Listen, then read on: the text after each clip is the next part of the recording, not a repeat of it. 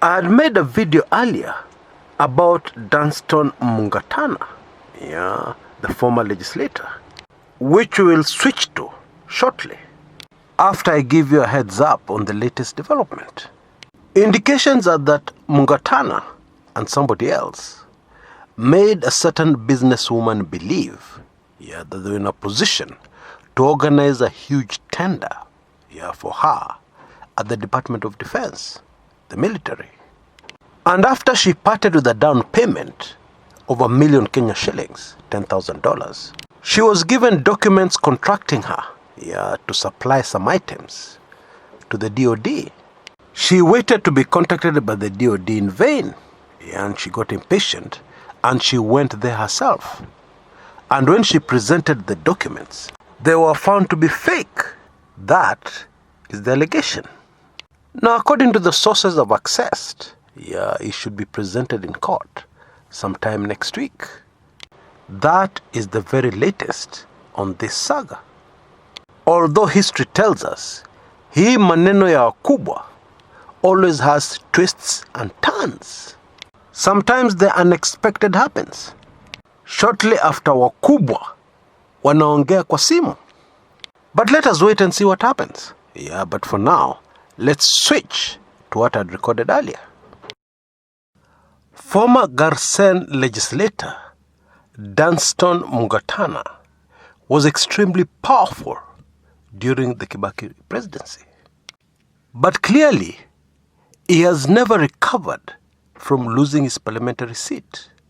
He has never settled down after leaving politics, after leaving elective office. And the latest is that he has been arrested. And it is said that it has something to do with a fake deal, fake contract, something to do with the military. I am sure if you follow Kenyan current affairs, that sounds very familiar. Remember the Rashid Chesa case? And it's still ongoing. And of course, what makes that case difficult to forget is the hilarious, if I can put it like that, General Juma. Now, of course, what we're hearing against the former Garsen legislator, Danson Mungatana, is not proved in a court of law. Therefore, it is rumors, allegations. He has not even been charged yet. But my point is, the story of Kenyan politicians who leave office is very fascinating. And it is very consistent. We have an expression in Kenyan politics.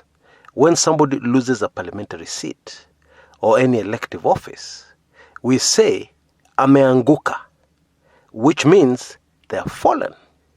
It implies that what has happened to them is much more than just losing an election. And looking at the lives of politicians who lose elections in Kenya,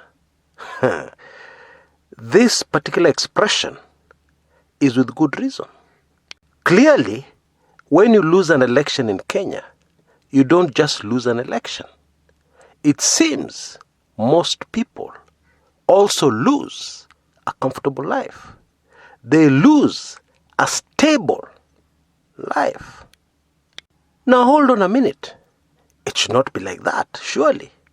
Because what is supposed to happen is that you present yourself to the people as a possible candidate for an office. And the people either accept you or reject you.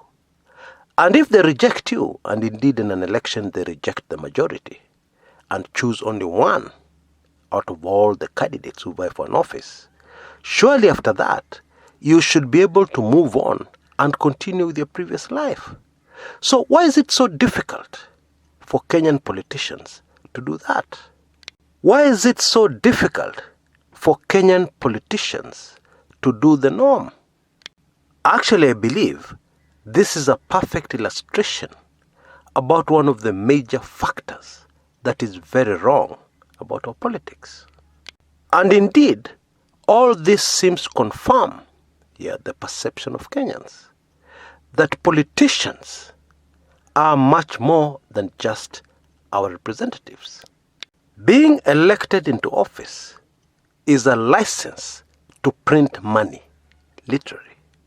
And we are not even talking about the huge, big salary our politicians enjoy, which is much higher than even in developed Western countries. Oh yes, I'm not even talking about that. Being a politician in Kenya means that you can make big deals, make millions, just like that. Yeah, and obviously these are corrupt deals. And we have seen that even when politicians are on the floor of the House, they receive money, in order to vote one way or the other. And obviously they vote the side that has the money. Now, there's something very dangerous about easy money. When your source of easy money dries up, people become desperate. And history tells us that in most of the cases, when people lose access to easy money, they look quickly for another source of easy money, which may not be very easy outside politics. Not only that, during your stint as a politician, you're definitely going to make enemies. And some of these enemies will want to follow you, even when you're out of politics. So the slightest slip up in those deals, and you're in serious trouble. Maybe before a court of law, maybe even jailed. I'm sure some of you remember that shortly before the 2017 general elections, photographs appeared on social media of a man called Ferdinand Waititu, who had lost a parliamentary seat at that time. And those pictures, oh gosh, they portrayed a very pathetic situation. If I can put it the way my friends at the coast put it. Alikuwa amevaa sandals ambaye zimechoka. Nguo zake zilikuwa zimechoka. Mwenyewe alikuwa anaonekana amechoka. Oh yes, it was clear that the then former member of parliament, was very broke. Now that is strange.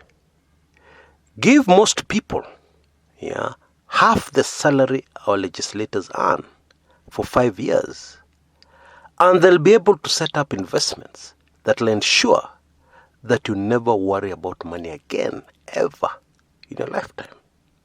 How hard is it for these politicians to hire consultants, experts, to set up their finances for when they will leave politics, to set up their finances in such a way that even if they lose the next elections, they'll be okay, and their families will also be okay?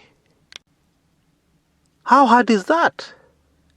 Well, unfortunately, I think the answer can be found, right where we started. Easy money. Easy money is very deceptive. It deceives you, that you're a financial wizard, that you'll never lack money again.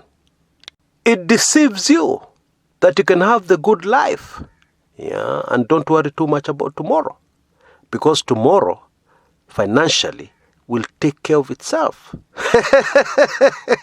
Which of course is rubbish. It's not true. That's not life. Things in this life don't work like that. Anyway, this should be a wake-up call for politicians, because I know for a fact that majority of them, or let me put it this way, very few of them will be re-elected into office. That one you can take to the bank. And you don't need to be a person who can predict the future to see that.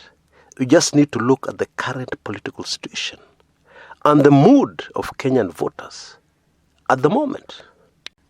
Watu wa siasa, you have less than 2 years to put your house in order. In the past, many politicians who have fallen out of politics, wameanguka, have managed to hide. Yeah, I think they go deep into the rural areas. They lie very low. And when they appear somewhere near Nairobi, they're in disguise. Although usually the way life has beaten them, yeah, because life can beat you, yeah, they don't need much disguise. Because everything of theirs, zimechoka, nobody can recognize them. Because voters remember that man with an oily skin, fat puffy cheeks, driving around in a very big flashy car. And that makes it very difficult, yeah, to fit in that face, into that face walking towards you in the street. Yeah, very tired, limping towards you with their heads bowed down. You can't even get eye contact. Maze, tafadhali, for the sake of your families, mujipange haraka sana. Until next time, this is Chris Kumekucha.